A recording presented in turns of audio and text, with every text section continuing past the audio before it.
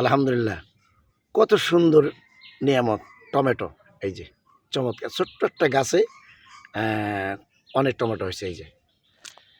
এই যে দেখেন, এই যে তারপর এই যে দেখেন কি সুন্দর। আলহামদুলিল্লাহ, এই যে মাশাআল্লাহ। এই যে নিচে দেখেন, এই যে আবার নিচে দেখেন, এই যে অনেক সুন্দর। এই যে এখানে বিশাল থোকা, এই যে মাশাআল্লাহ। টমেটো আর টমেটো, আল্লাহর নিয়ামত অপরিসীম, আল্লাহর নিয়ামত অপরিসীম। মাশাআল্লাহ, এই যে দেখেন মাশাআল্লাহ।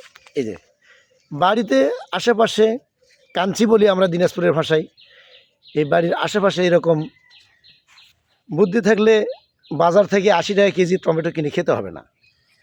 এই যে দেখেন অসাধারণ, দেখেন টমেটো আর টমেটো। এই যে দেখেন কোন দিক দিয়ে দেখবেন, এই দেখেন মাশাআল্লাহ। এটাই হলো বুদ্ধিজীবীর কাজ। আল্লাহ মাথায় বুদ্ধি দিয়েছে, আর কি সুন্দর টমেটোর গাছগুলো লাগিয়েছেন বাড়ির কাঞ্চিতে, মানে বাড়ির পিছনে। হ্যাঁ, কি সুন্দর। এই যে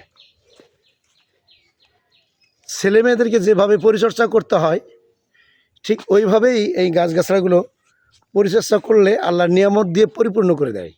আল্লাহ বলছেন, বান্দা তুমি একটু শ্রম দাও, পরিশ্রম করো, আমি তোমাকে ফল দিব ইনশাআল্লাহ।